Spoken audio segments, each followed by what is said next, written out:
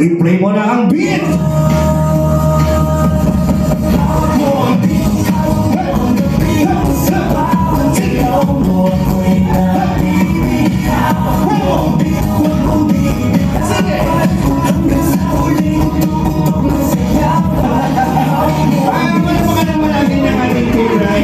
Grabe, no? Ang hirap ng steps nila. Dito muna.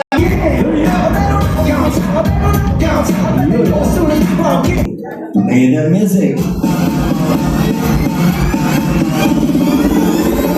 What the fuck, the gentleman? Sige! Ang lalabot ang ano? Sige! Ikot! Ikot! Ikot! Sige! Ayan, o. Kaya niya. Ayan, wala pa kaya natin ang aking mas mahirap yung steps nila. Ito yung group, panilay ko tayo dito. Dapat yung mas malakas pa! Panilay sa malakas na hilang!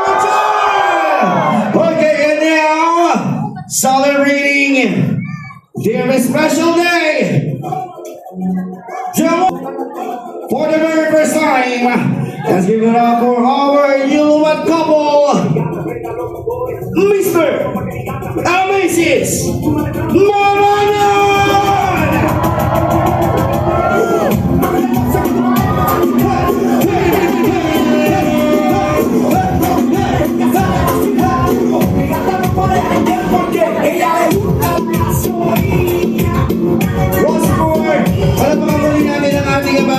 Mr. and Mrs.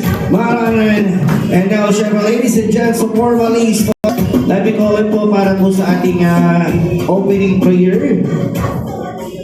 Let me call it po Ninang Doris Lilo para po sa ating opening prayer.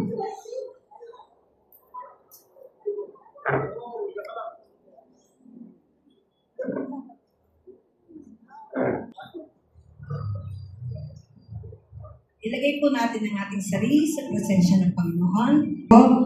Sa mga ninong at ninang, lalong-lalo na sa kanilang mga magulang. Maraming salamat po. Ano na ba? Tanghali na ba?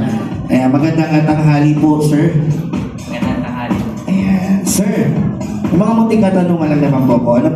Ano po ang pakiramdam ng community? Masaya-masaya po. Final na, no? Tapos na. Okay, sir, follow-up question.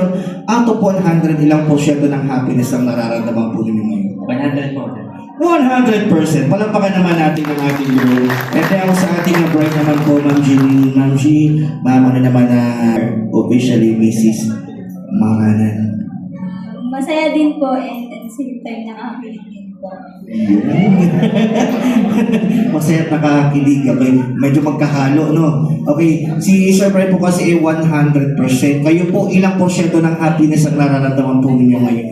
101%. 100%. 1%. Ay, ano lang naman yung, saglit lang naman yung hahabulin mo mamaya, sir. Okay, thank you so much po. And now, ladies and gents, nadako na po tayo sa ating wedding traditions when it comes to wedding. Kaya naman sa ating iglong, maaari po bang bumanga po na kailangan yung tablado? Sunduin lang yung mother. Dalhin po sa gitna. Dance.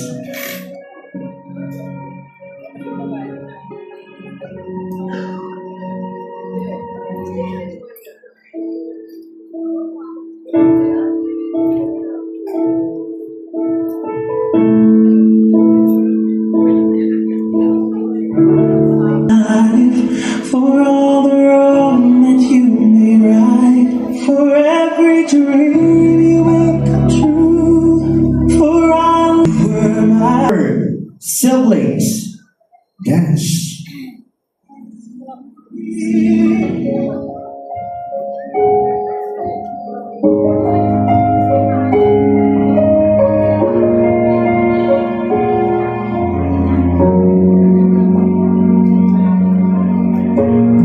Your mom and I are a mess, seeing you in that dress.